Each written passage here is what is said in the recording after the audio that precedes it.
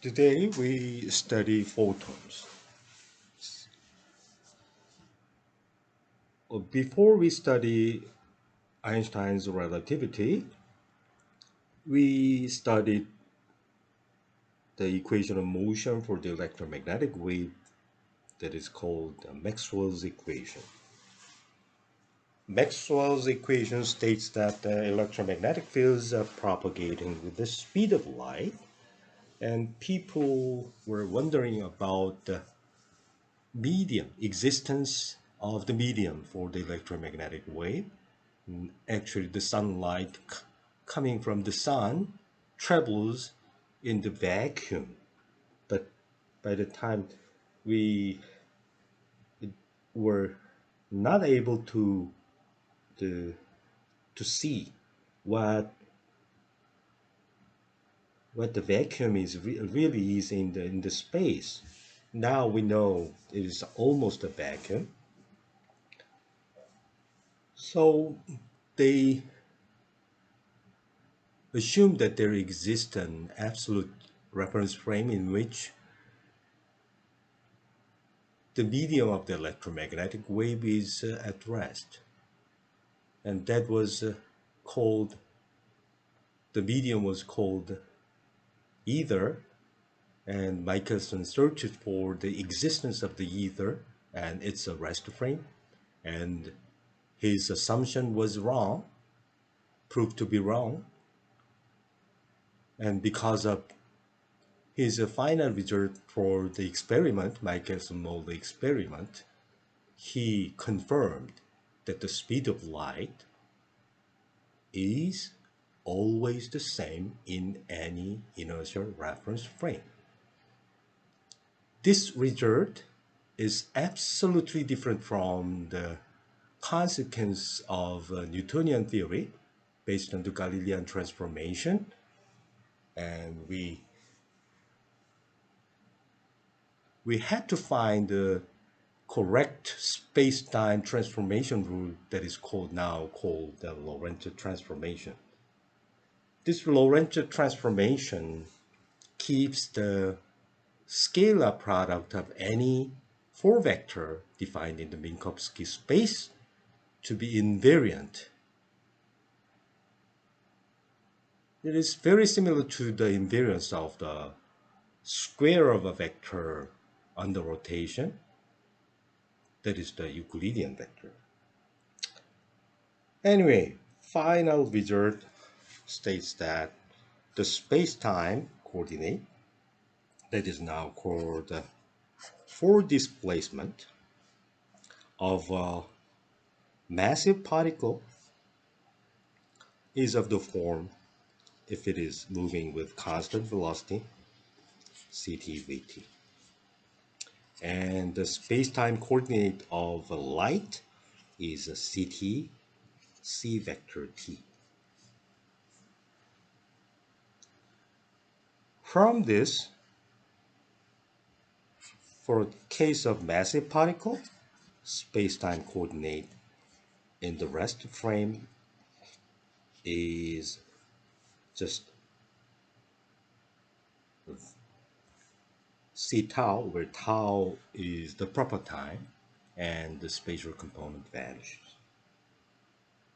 We took the derivative of this forward displacement to find that the forward velocity is at the rest frame of a massive particle is to be speed of light, and it's a spatial component of the forward velocity vanishes.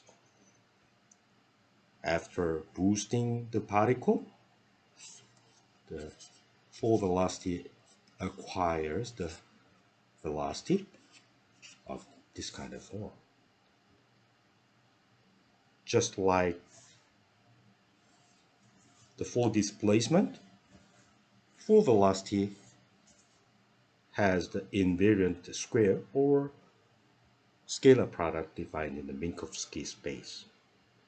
And u square is speed of light squared, and x squared is c tau squared. Tau is the proper time. After that, just like what we obtain after multiplying the Galilean invariant mass to the velocity, we obtain for velocity by multiplying for velocity p mu by multiplying u mu, that is for velocity, by the rest mass of a particle. And in general, it was m0 gamma c and m0 gamma v vector.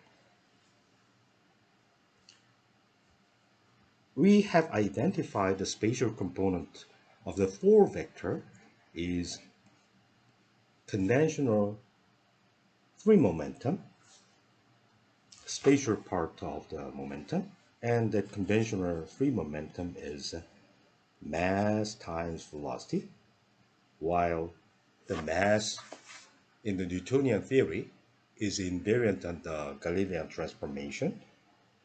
The mass in the Einstein's special theory of relativity depends on the velocity.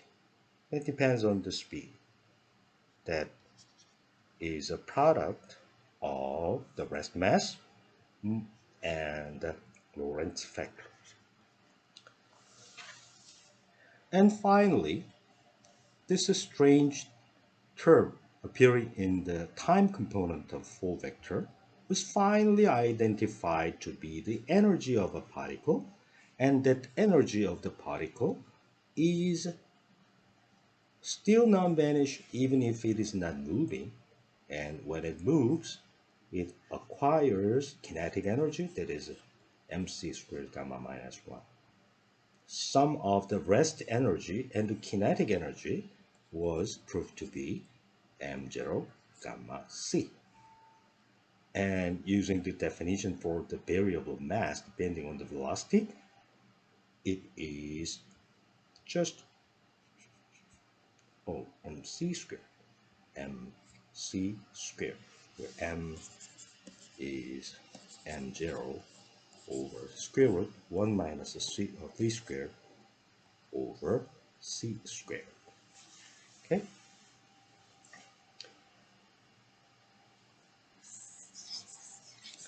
So any massive particle has the shape of the full velocity, has the full velocity, full momentum that has the form E over C P. And why don't we square this full momentum? This is m0 squared u squared.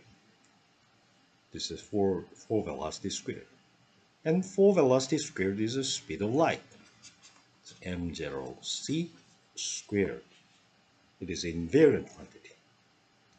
The explicit form of the time component, the spatial component, says this is E over c squared subtracted by p squared.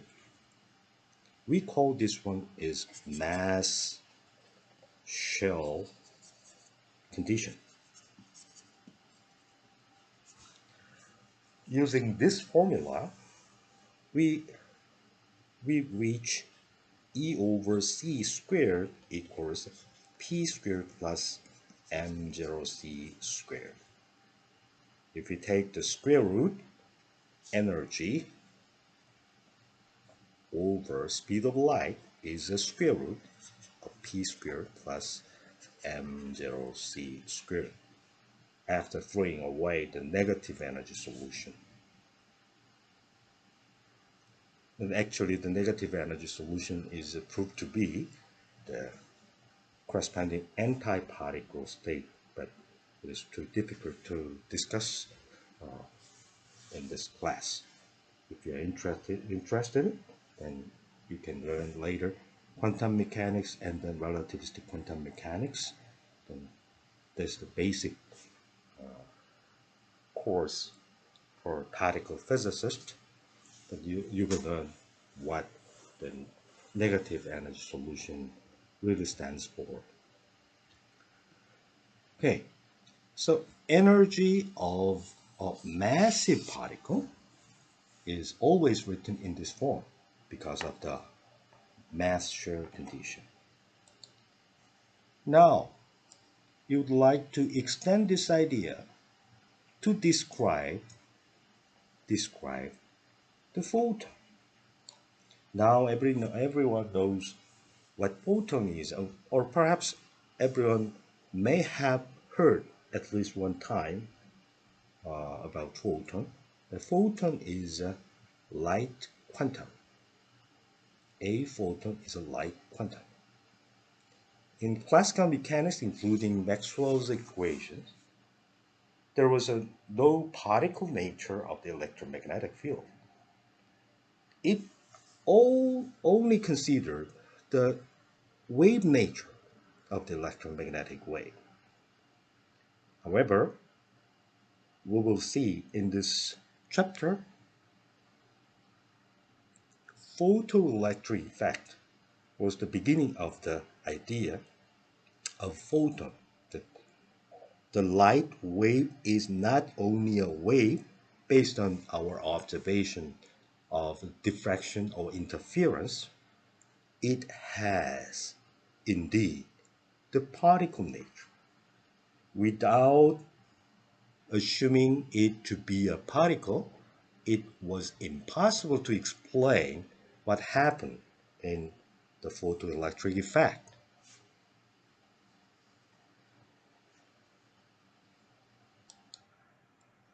So, any massive particle, I mean, any particle of rest mass, non-zero, must satisfy the following Angel relation.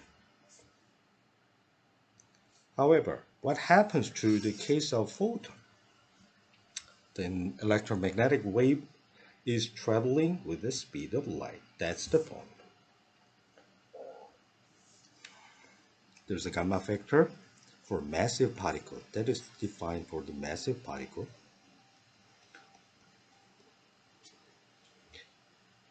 There is always the rest frame of a massive particle. So x mu has the frame where the spatial component vanishes, is stationary. But speed of light is always a c. If we follow the track of a photon, it travels along a certain direction with the same amount of time. So, speed of light is speed of light by definition. And if we substitute c in here, gamma goes to infinity. That's the problem.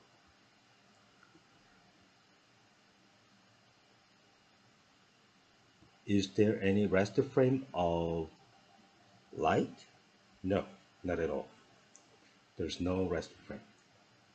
Photon is always moving with the speed of light. Then mass m0, the rest mass, is always defined for massive particle. But in a special case, we can treat m0 equals 0 for photon, because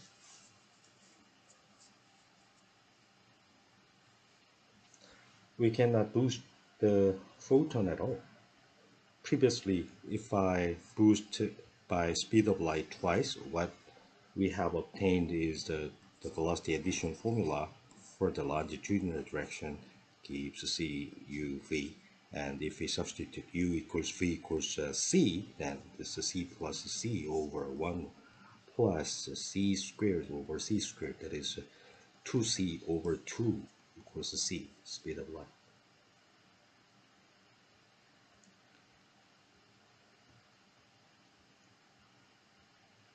Another way of thinking, maybe this is easier.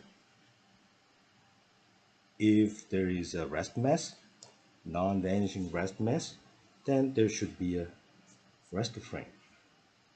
However, there's no rest frame at all. CP, there's no rest frame at all for a photon. That means this is the case M0 is positive, and we assume that rest mass of particle is always positive. All right, so the only way to allow a particle moving with the speed of light is if it exists, even though there is no rest frame of a photon, we assume that rest mass of a photon is 0. So photon is massless particle, or any massless particle, any particle of rest mass m equals 0 must be moving with the speed of light. Then the Unsure condition. Unsure condition directly gives the very simple formula that energy over speed of light is momentum, magnitude of momentum, if I substitute m0 equals 0. This is the unsure condition for a massless particle such as a photon. If I multiply speed of light both sides, what I would get is the energy is momentum, magnitude of the momentum multiplied by the speed of light.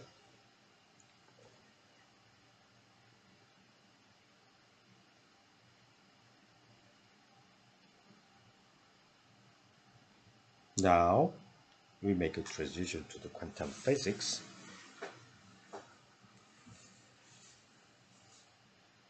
We have a relativistic formula, E equals Pc for a massless particle.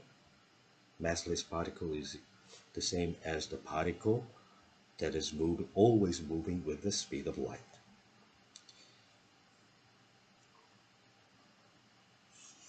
Einstein's observation of the photoelectric effect is that there is a single photon that carries the energy, but that energy is completely determined by its frequency. And the frequency, so energy is proportional to the frequency. And there is a proportional constant called Planck constant. This is a number in units of energy multiplied by time. We know left-hand side is energy, some constant. This is unit of hertz or 1/second. So this must be energy times time. Okay. This is based on an experimental return that is called the photoelectric effect. Until then, people were able to find out the spectrum of hydrogen atom. The hydrogen atom emits some light, but the light of the frequency or wavelength of the light is not continuous, just not like the sunlight that includes a complete spectrum of visible light, and it also includes ultraviolet and infrared. However, it is not continuous, but line spectrum has been observed from the hydrogen atom. That means there should be some energy level of electrons in the hydrogen atom. Hydrogen atom is a bound state of a proton and an electron. And the track of the electron is not continuous, but there is a certain radius, and the gap between any adjacent orbit seems to be quantized.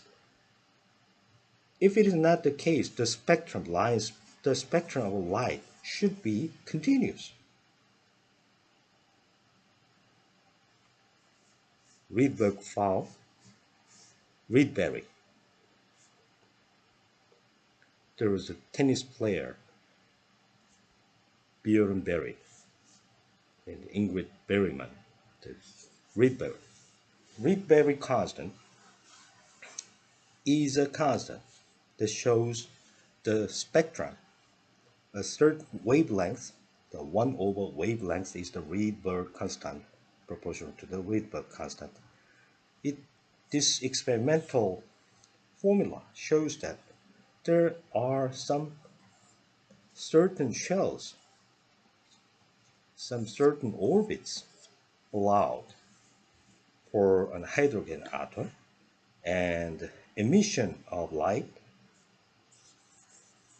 due to the transition of the states are discrete, and these are the integers, positive integers.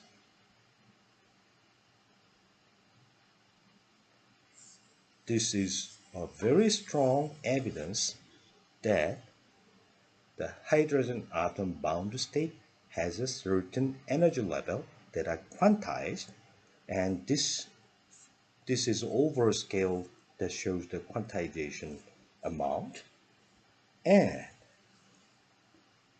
the energy of the photon seems to be determined by the wavelength.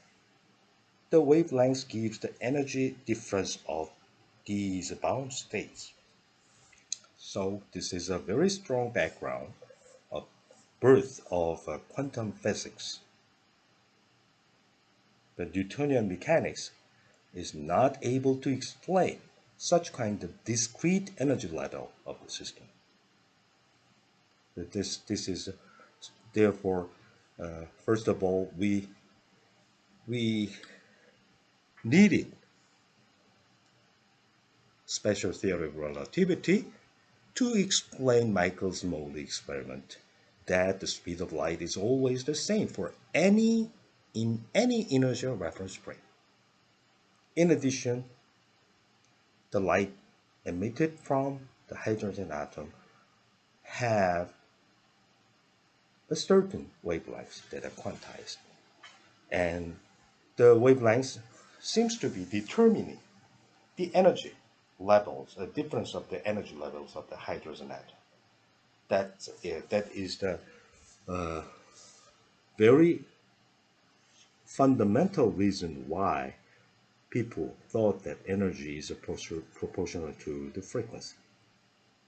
Now, speed of light is wavelength divided by its period, and the 1 over period is frequency, and frequency is the speed of light over wavelengths. So frequency is proportional to 1 over wavelength. Okay, so this is proportional to the energy level of a hydrogen atom.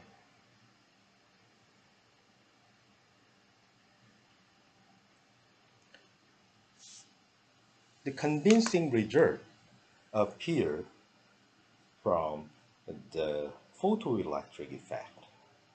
Photoelectric effect happens when there's an incident light shedding on a metal surface, and then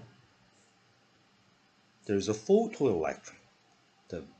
In the metal, they are ionized, and electron acquires a kinetic energy. and flies. That is one of the reasons why the surface of metal is rather different from, as far as color is concerned. It is bright and we have a shiny surface in comparison with normal any other materials.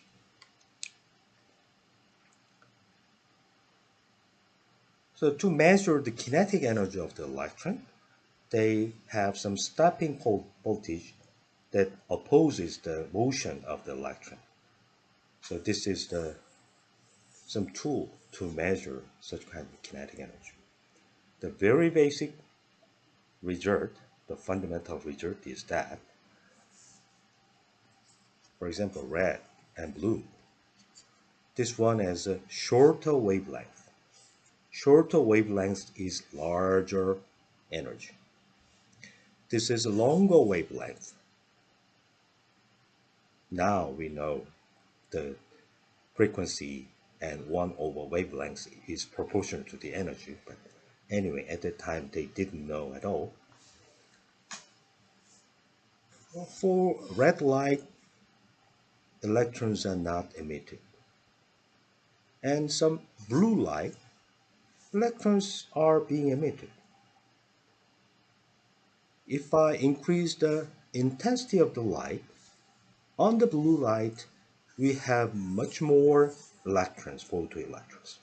But even if we increase the intensity arbitrarily large for the red light case, we do not observe any photoelectrons.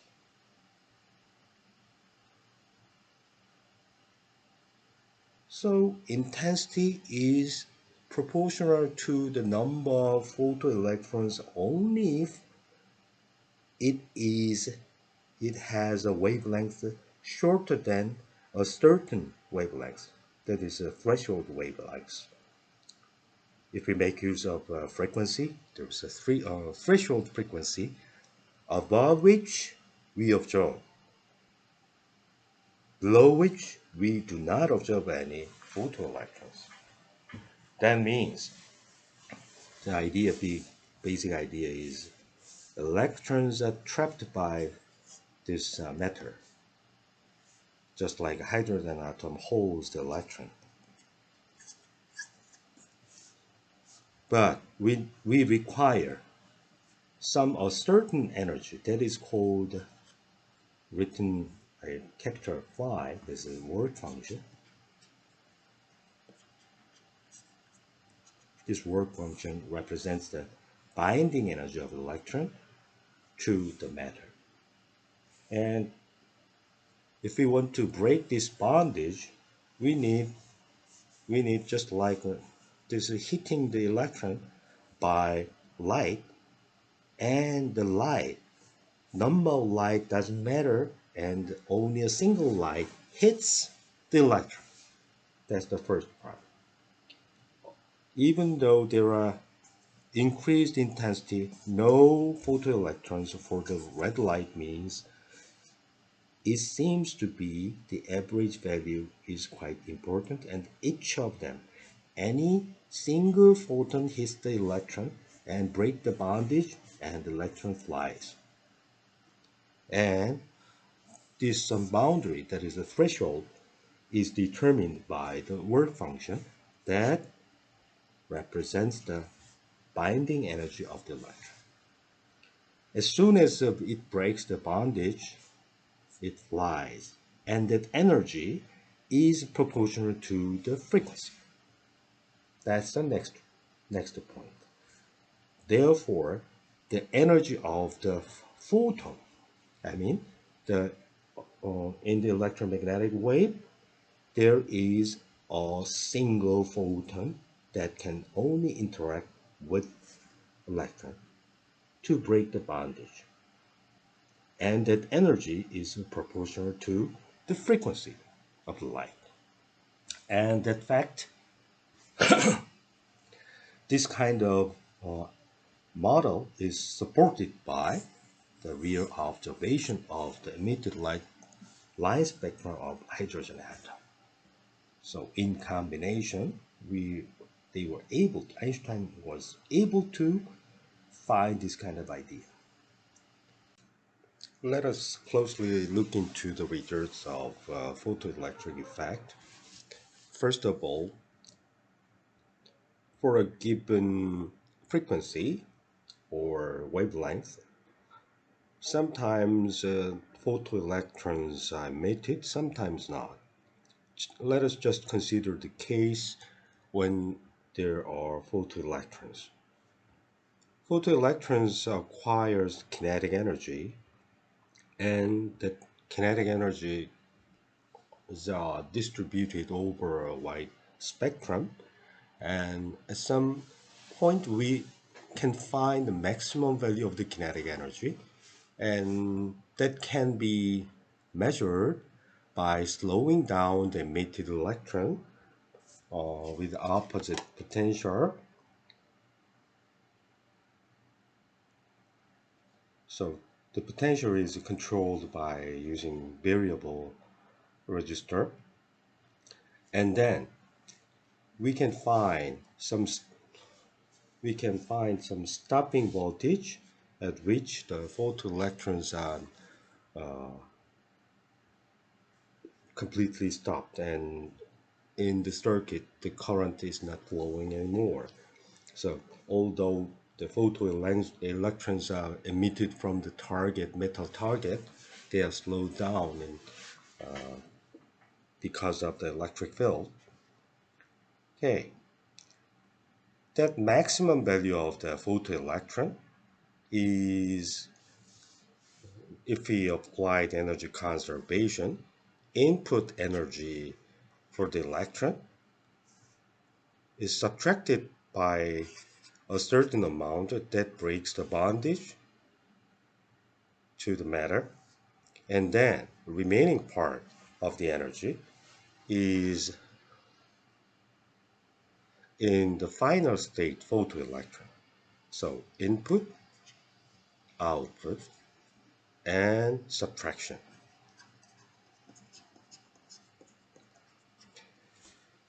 Okay, next we measured the V stop, but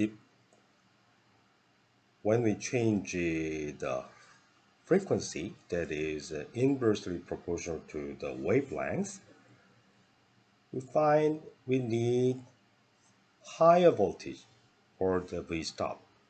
That means if the V stop increases, the kinetic energy, maximum kinetic energy of the photoelectron is being increased. This means the frequency of the input wave, electromagnetic wave, depends on the frequency. And then there is a certain point at which the photoelectrons begin to being emitted. So this is a threshold. And only above the threshold, the higher frequencies, photoelectrons are being emitted. And if we increase the frequency of the incident light wave, the V stop increases. That means the maximum kinetic energy of a photoelectron increases. If the frequency is less than the threshold, there's no photoelectrons are being emitted.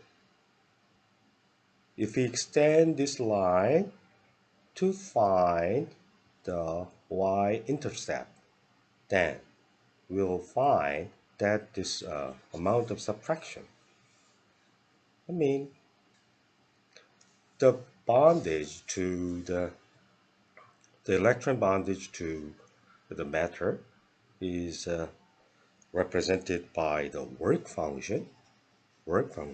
So it has the scale of energy, and that work function is can be identified to be the threshold frequency multiplied by some constant. That constant is a Planck constant. Let us write down the equation representing the energy conservation. First of all, because of this effect, the energy of the the energy of the photoelectrons depends on the frequency of the input electromagnetic wave. And although the amount of the number of photoelectrons are proportional to the intensity of the electromagnetic waves, if we do not increase the frequency of the incident light, it is impossible to increase the maximum kinetic energy of the photoelectrons. That means it is easier to interpret this situation by considering that the electromagnetic waves transfer energy to the electron not by a wave but by a particle. So collision of electromagnetic wave with an electron is not as a wave but as a single particle called photon. And the energy of a single photon is proportional to the frequency of the photon. And the frequency of the photon can be measured by its color or the wavelengths, whatever. So that wavelengths, frequency, they are the properties of wave. And the property of a parameter representing a wave is closely related to the energy of a single particle, photon. So electromagnetic wave is a wave, however, is not a pure wave, but it has also another property that is a particle. This is called the particle-wave duality.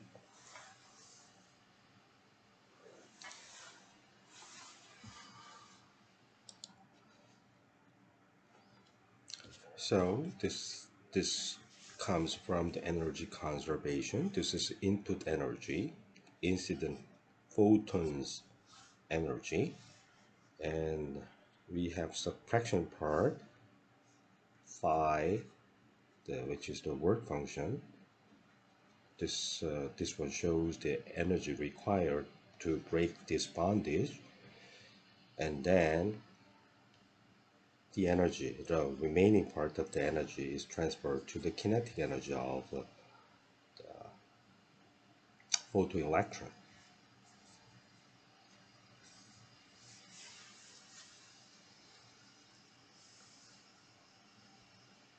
So one by one, this maximum kinetic energy is identical to the EV stop, and this work function is identical to the energy of the incident light with the threshold frequency. Using this formula, I can rewrite the kinetic and maximum kinetic energy is the same as electric charge multiplied by the base stop, and that is input energy subtracted by the work function. And this is the one that is experimentally measured. So V stop can be expressed in terms of some constant multiplied by the frequency subtracted by something. And this one is a work function minus work function divided by the electric charge. And the overall factor h over e is the slope.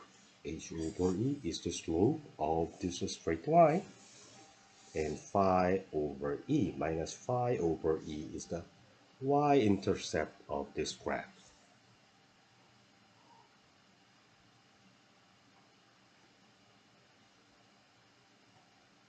So the work function is the binding energy of an electron to a matter.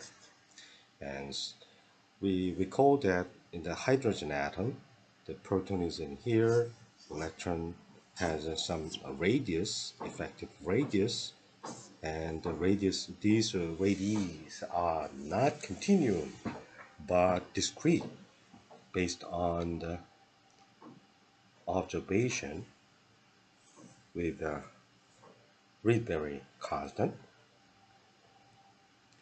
Then, as the radius increases, the Coulomb force decreases by 1 over r squared, and corresponding potential energy is proportional to 1 over r.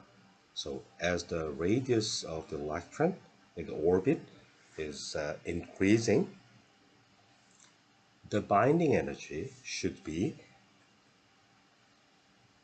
it is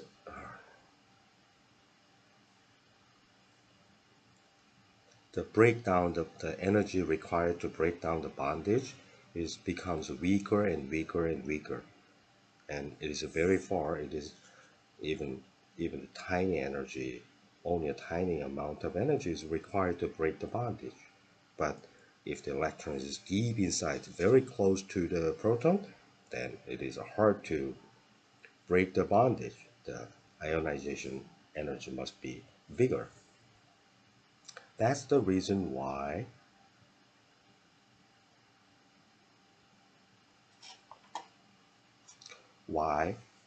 this threshold frequency depends on, we know the lithium is, let's see, we can see the radius of lithium is, we can see the atomic number and mass number in here.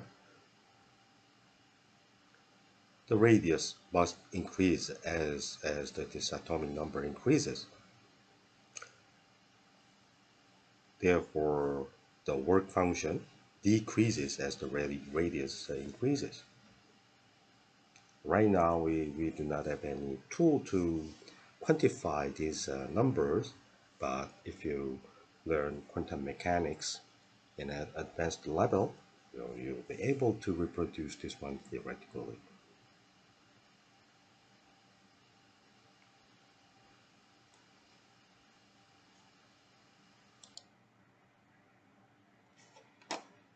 Okay, let us summarize the implications of the photoelectric effect.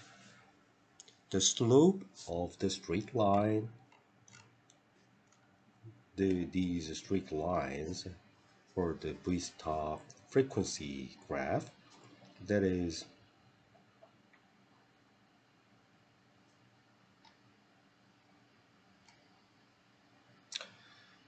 this the slope is h over e.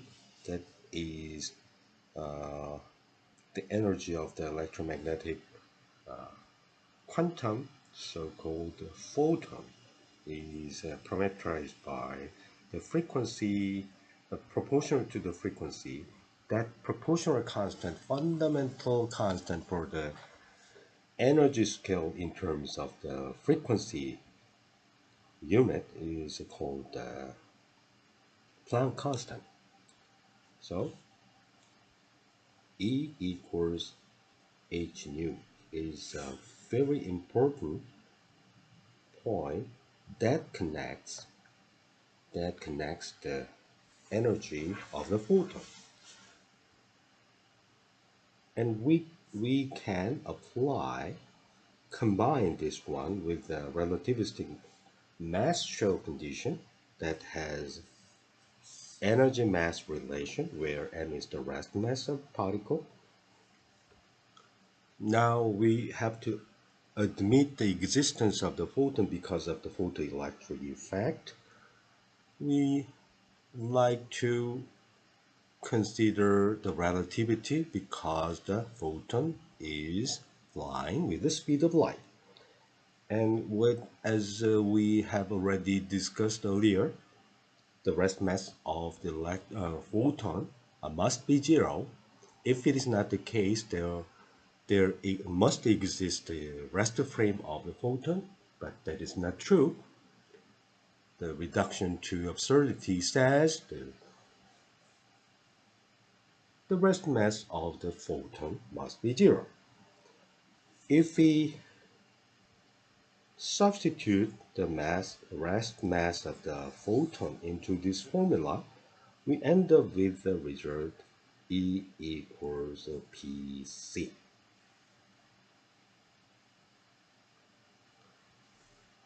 If we relate this to the left side is both of them are energy, what we find is h nu equals Pc. And what is nu? Nu is the frequency.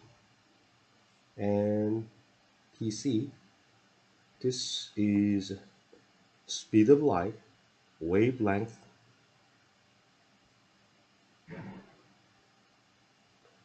wavelengths divided by period. That is P lambda nu.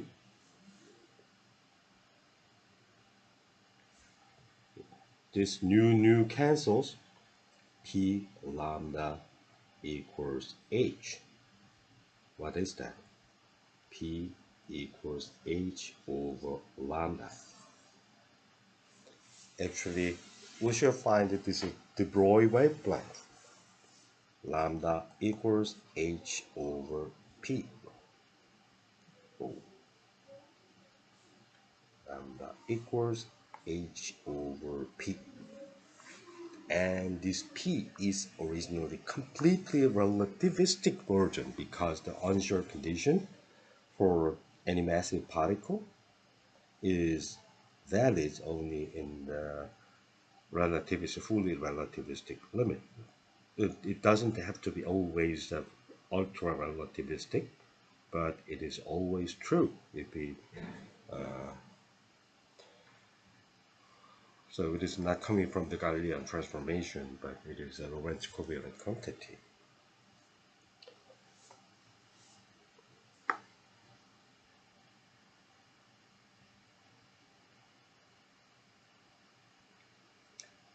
And if we consider the slope of the curve in the frequency and V-stop graph, the slope is the h over E, and we just have found that energy of a single photon is h times nu. And this energy is proportional to frequency. The proportional constant, the Planck constant, can be indirectly measured through the measurement of V-stop, the slope, in units of the electric charge. So we have summarized the useful constant explicit values for the useful constants that are related to the Planck constant in various units. Because this kind of elementary particle process, it is convenient to factor the electric charge as just elementary electric charge, because this is the building block of the charge. The Coulomb is not useful in this kind of calculation because Coulomb is a very inconvenient unit, because that really do not exist as a unit. The natural unit of the electric charge is just the electron charge. Sure, if you consider the quark, they are the 1/3, 2/3, something like that. But quark, it does not exist by itself. It is always they are always combined together to have a composite particle, so-called the proton or neutrons. So in any case, in actual world that are directly measured, we we have only an elementary charge that is equal to the absolute value of the electric charge.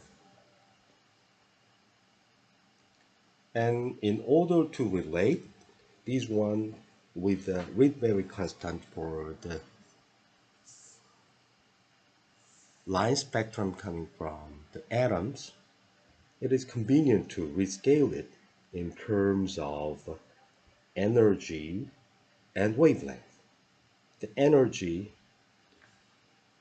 this energy is h nu, and that energy can be scaled in terms of electron volt. That is very convenient.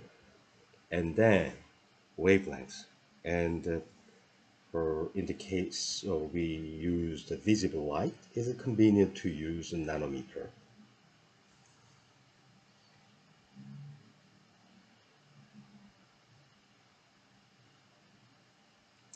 By making use of these numerical values, we can find that Rydberg constants are expressed in this way, a very tiny number.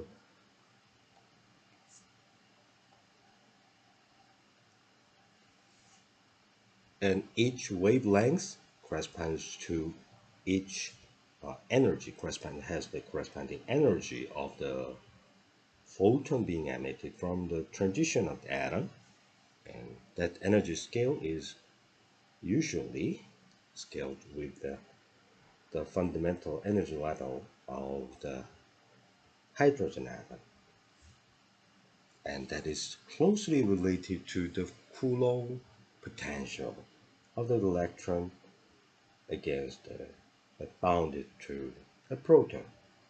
We shall find some reasonable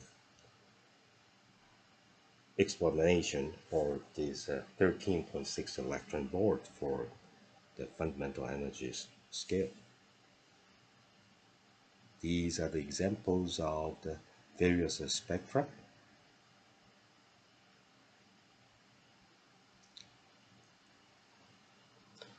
For the time being, let us, because we are not well equipped with all quantum mechanical tool, this is just at the stage of introduction, we might want to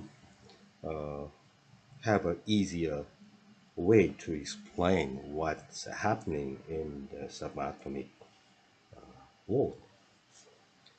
So let us recall the Biot theorem of classical mechanics that you have learned already.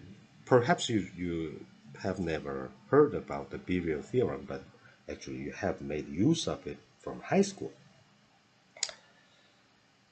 So if you're interested in, you'd like, you might want to study classical mechanics in the KPOPE homepage.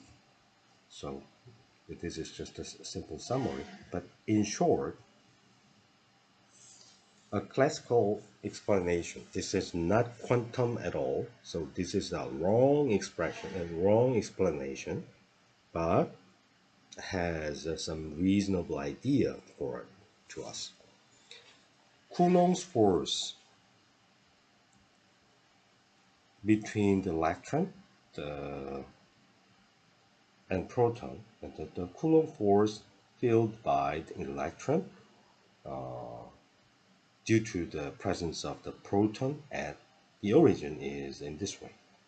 So proton is at the origin, and the electron is somewhere, and this is our vector, and because it's attraction, so Coulomb force is toward the origin.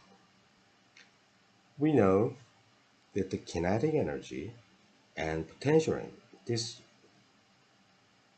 this one represents time average.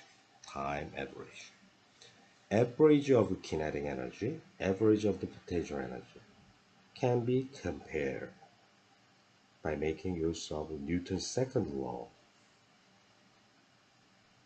And this result, as you have already solved in the first semester General Physics 1 course when you solve the problem of satellite, when you learn gravity, Newton's universal gravity. So this is the Coulomb force, strength of the Coulomb force, and we assume is completely wrong, but we follow the classical interpretation that the electron is making a uniform circular motion. Quantum mechanically absolutely wrong, but just we just try. Using this average kinetic energy is minus one half of potential energy.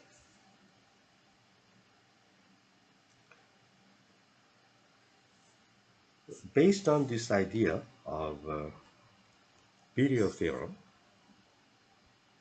simple conclusion, we estimate the size of 13.6 electron volt for the Rydberg constant that is closely related to the Rydberg constant.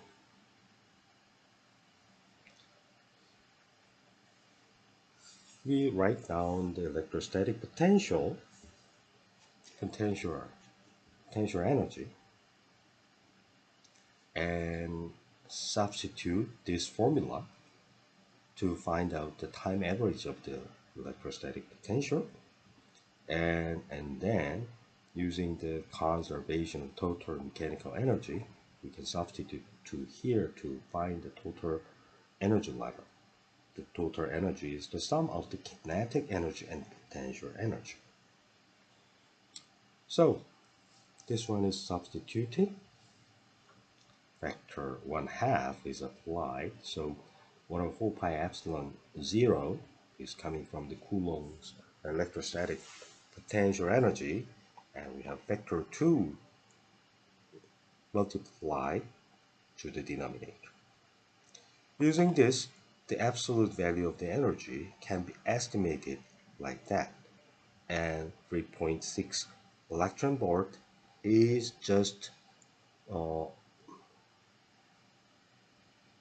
we have just used the Rydberg constant as a measured value, as an experimental value, and then we can find approximate value for the time average of inverse radius can be estimated using the overall factor.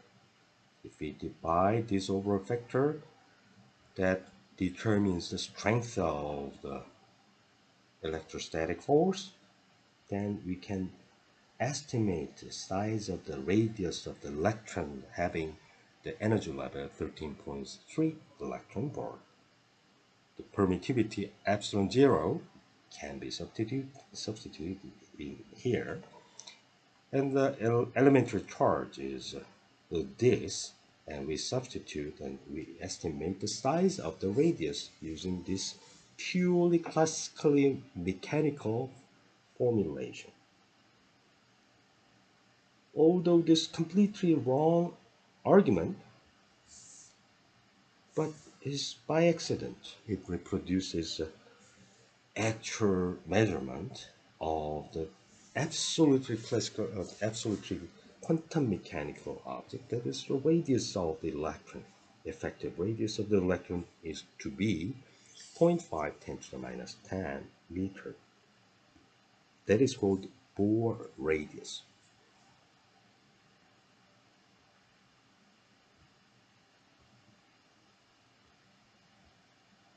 Wrong way of solution, but the result is remarkably correct.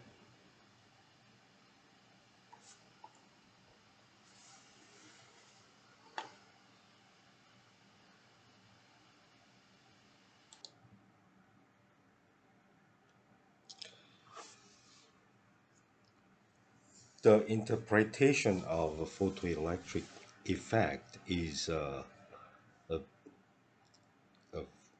big step forward to both relativity and quantum theory.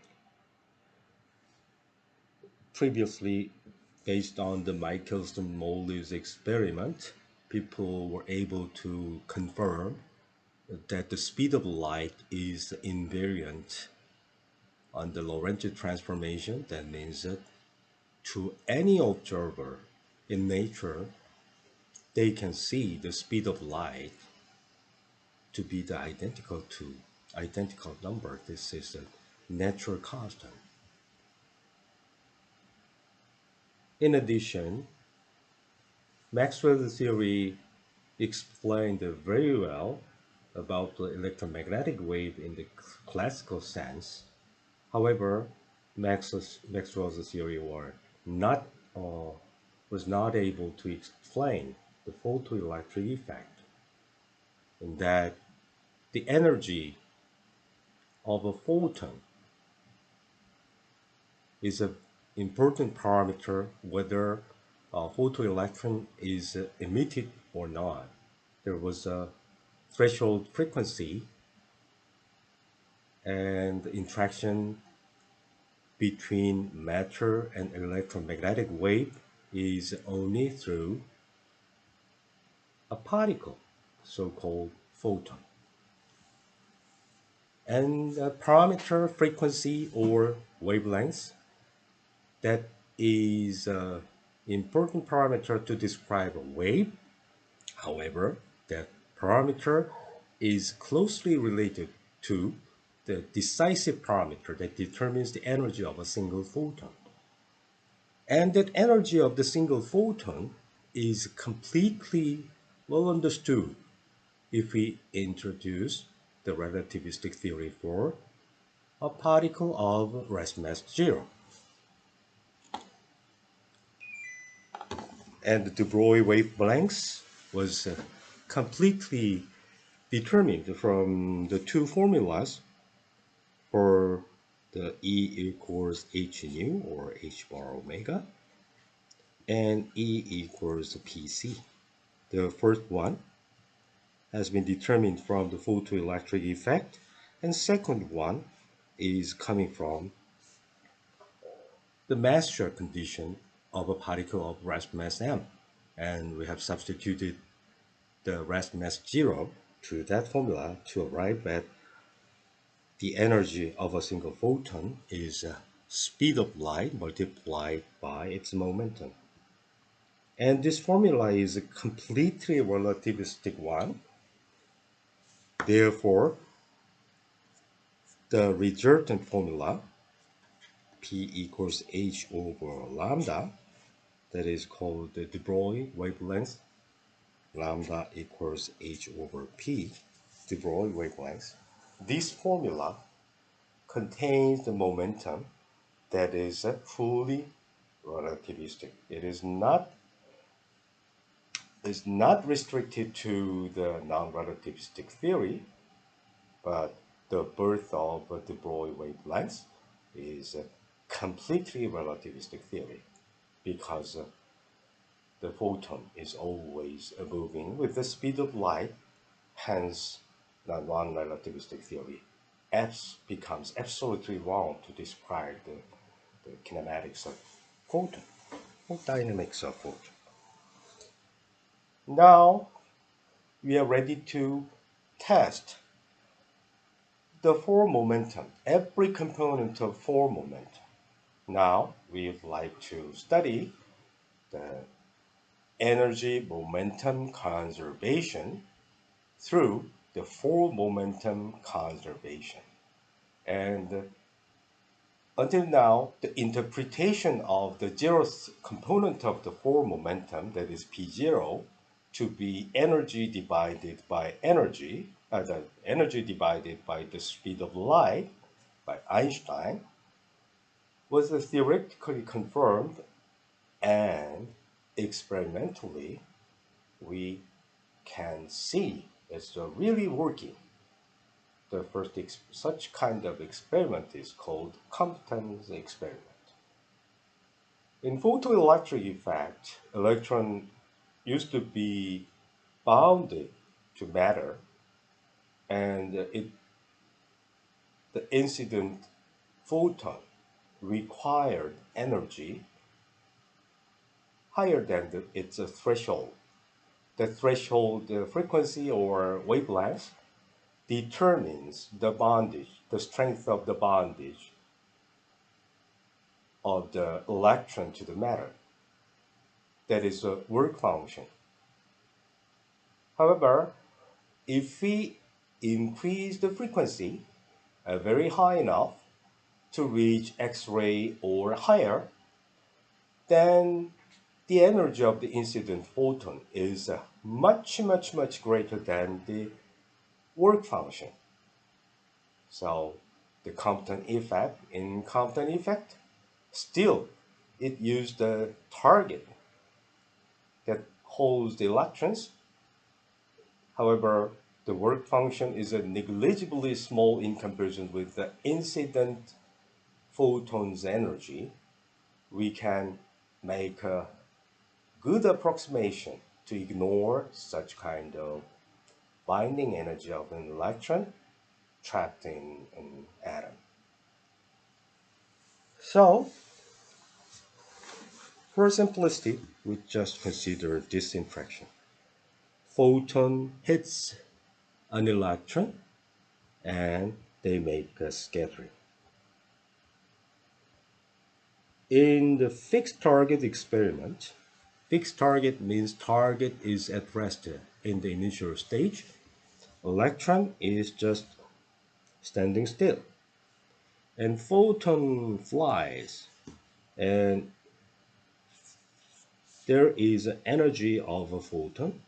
And there is an energy of an electron. But this electron has rest energy. So now we know m is a rest mass. So we let us just erase the subscript 0 to identify this rest mass. This energy and this energy, well, let me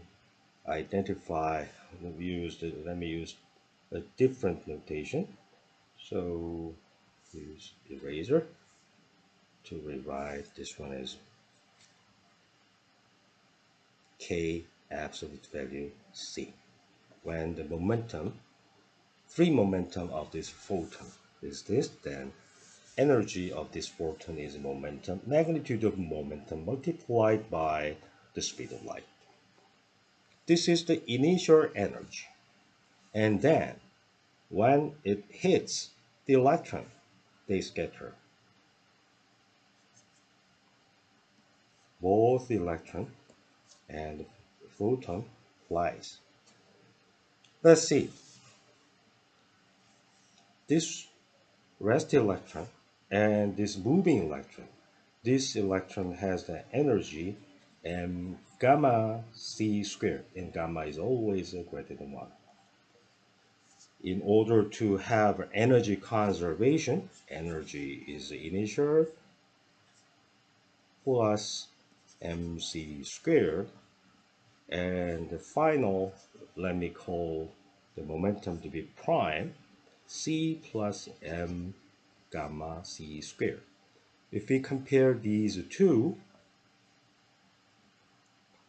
k minus k prime c equals mc squared gamma minus 1. Gamma is always greater than 1. This is positive definite. That means initial momentum and final momentum. If we compare, the final magnitude of the final momentum must be less than the initial momentum. However, we have a de Broglie relation. Wavelength is inversely proportional to the momentum. I told you this is not only for working for the non-relativistic, it is a completely relativistic momentum. And this momentum can be substituted in here to find that the final momentum is less than the initial momentum. That means final wavelength is longer than the initial wavelength. All right. So in here, we have used energy conservation And actually that energy conservation is just a simple a single component relation for the four momentum conservation. Let's say momentum of photon, initial to be k and final to be k prime, and initial for momentum of the electron is p and final electron's momentum is p prime. Then we have an equality k plus p equals k prime plus b prime, and every term is a Lorentz full vector. The zeroth component is of the style E over C, and spatial component is of the three component free momentum. Therefore, this simple relation has four independent equations. The the zeroth component means energy conservation, and it is fully relativistic. And every three spatial component says that there is a momentum conservation from between initial and final state. So this Compton experiment is an absolutely important experiment that completely confirms the relativistic version of the full momentum.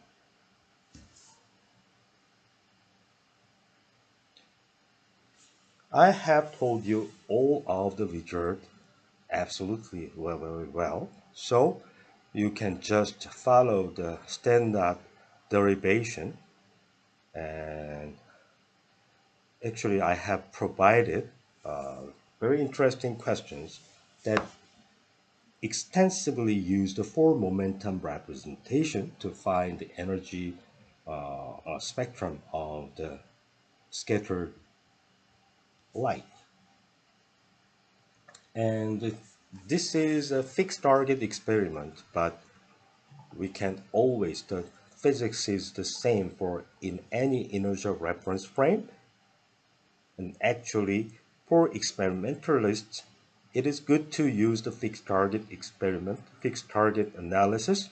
However, for theoretician, it is very simple to describe this system in the center of momentum frame. Actually, the photon and electron, they are of different mass, but the mass is an invariant quantity. When the two particles collide, the mass of each particle depends on its own velocity. So, center of mass is well defined only if we consider a non-relativistic limit that preserves the mass. So, in particle physics, high energy physics, we do not use the ambiguous expression and just like center of mass. Instead, we use center of momentum frame. In the center of momentum frame, the equation becomes trivial because all of the spatial component on the left side and the right side vanishes. Therefore, in the 2 by 2 process, the initial collision of the two initial particles and producing two final particles. In that case, two particles and before the collision and two particles after the collision, their sum of momenta is exactly zero. Therefore, both particles in the initial state and both particles in the final state, they are back to back. That means one particle is moving with the momentum p, and the other particle must have a momentum minus p to cancel exact zero vector. So center of momentum frame is a particularly simple frame of reference where in which we can deal with the calculation in the most compact way. Okay, so please review the questions on this And another important point I'd like to point out is Compton wavelength. Compton wavelength is the wavelength of the scale. We have the rest energy of the particle, so the elementary particle, electron, proton, and neutrons are given in here. And energy of these particles can also be interpreted in a similar manner as we described this photon. So why not this generalization from the photon to massive particle? Because what we just have done is a generalization of the idea of a wave to particle. So this E equals h nu relation is again applied to the case of massive particle. In that case, we can find a scale that this is a proportional parameter that is Planck's constant, and we have the photon E equals PC. In case we can make an approximation just like the unusual relation for the massless particle, we can make a parameterization like that. So h over lambda c is the momentum and c is the speed line. So this scale means in the region where the free momentum has the size of Compton wavelength, h over Compton wavelength, we must consider quantum effect. In that region, Newtonian mechanics completely breaks down.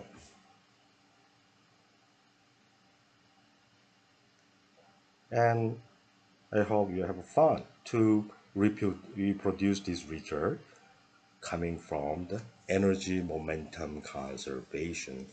P plus K equals P prime plus K prime.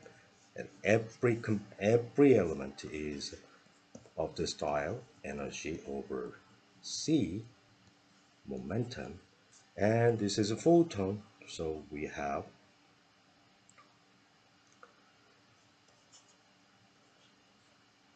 magnitude of free momentum. This is free momentum in this kind of form. This for momentum conservation is completely confirmed in the Compton's experiment. Thank you.